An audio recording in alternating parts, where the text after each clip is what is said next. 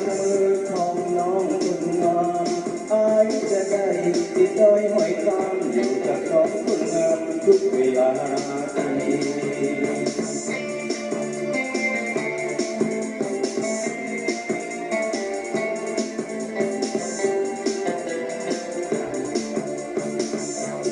อยากจะโทรศัพท์ยามใด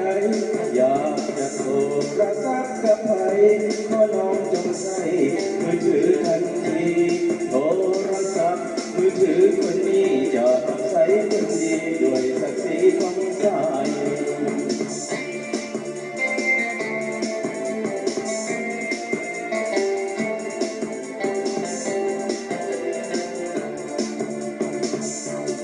จะเป็นโท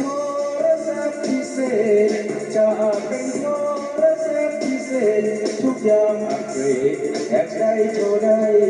อินเทอร์เน็ตก็เข้าสบายแน็ตแค่ใส่ง่ายถ่ายภาพก็งาม